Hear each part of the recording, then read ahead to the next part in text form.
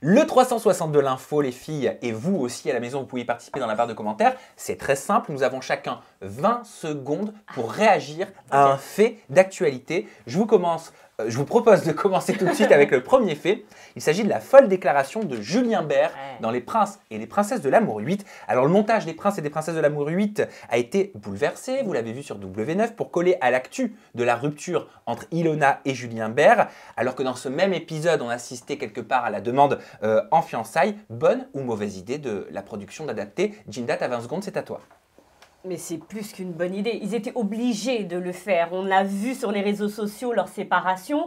Tout le monde était là en train d'attendre devant la télévision pour savoir comment ça allait être diffusé, s'ils allaient garder justement cette séquence à l'antenne. Donc moi, je suis contente qu'ils aient pu modifier cet épisode-là pour pouvoir nous montrer un Julien Bert.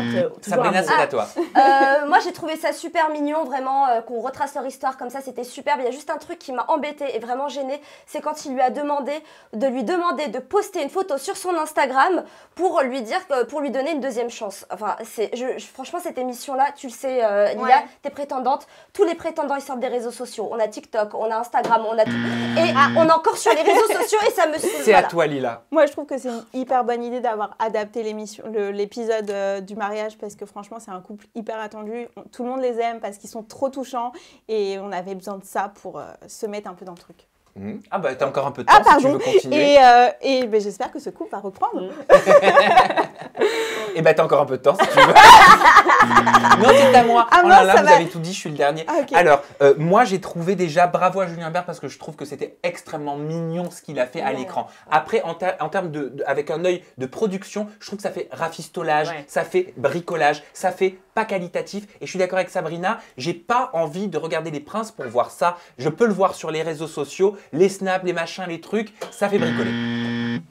On passe tout de suite à la deuxième info. Vous avez vu, c'est rapide. Oh, mais j'avais encore des choses à dire. Bah oui, bah moi aussi. Mais à la maison, vous pouvez dire ce que nous n'avons pas dit et nous donner votre avis dans la barre de commentaires. Bien évidemment, on vous lira. Deuxième fait d'actualité. Qu'est-ce qui t'arrive? J'aime encore la chaise. Elle descend toute seule. Mais c'est un truc de fou. Bah ouais, je sais. Il va falloir la graisser, la chaise, pour que ça aille. Non, mais c'est vrai, hein, on a dû se mettre au régime. Non, peu cher. Merci Lila. Non. Elle est très bien, elle est magnifique. Non, si elle a raison quand même. Vraiment. Mais non. C'est du second degré. Deuxième fait d'actualité.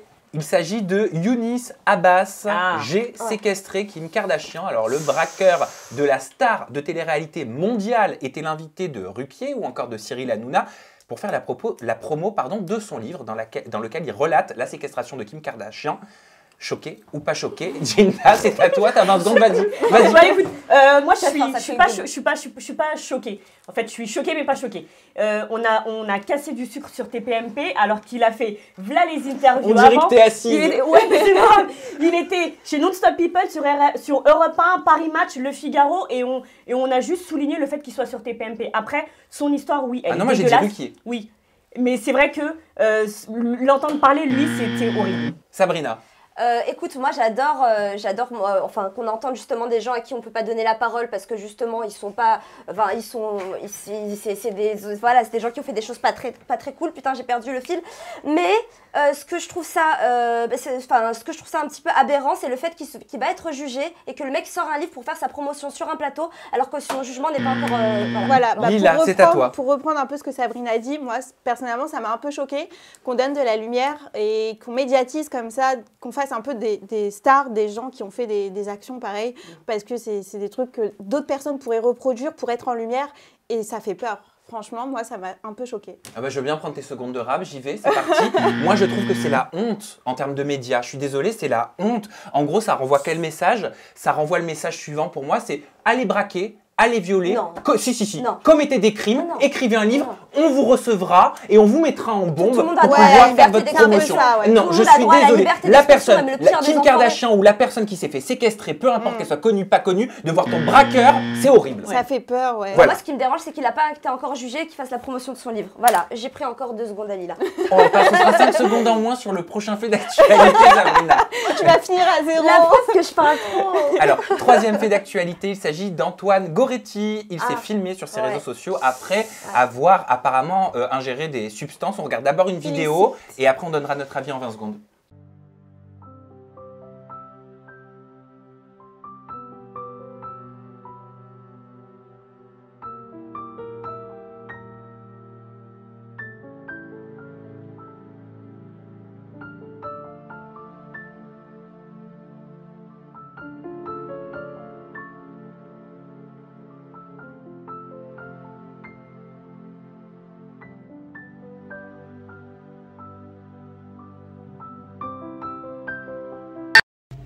Ok, on va se voir l'esprit parce que ça fait 2 heures que je suis bien.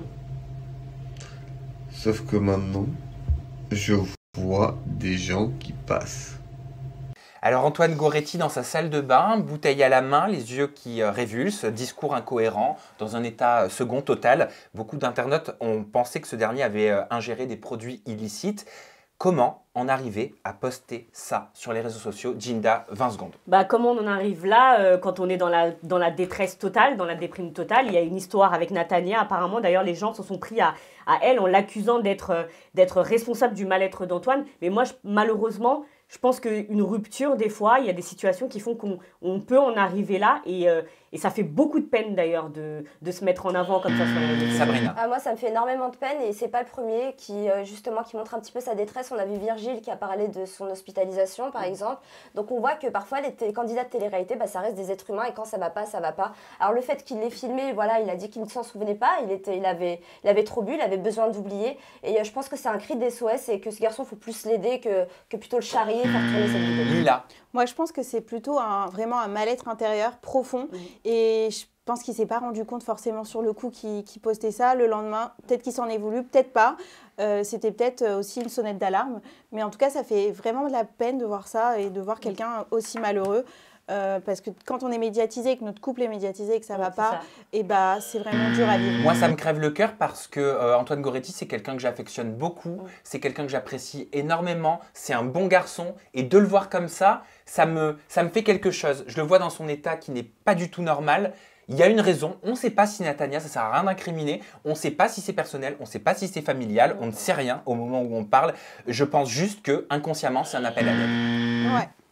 Bon, on aurait pu parler beaucoup plus longtemps Ouais. sur ce sujet-là, c'est frustrant. Ouais. C'est frustrant pour nous, mais Vraiment. vous à la maison, vous avez aussi la possibilité de nous donner votre avis sur chacun des faits d'actualité qu'on vient de passer en revue ensemble. Vous avez la barre de commentaires juste en dessous.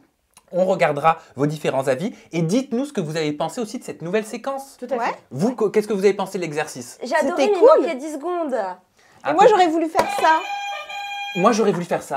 Ou bien ça. Où ça?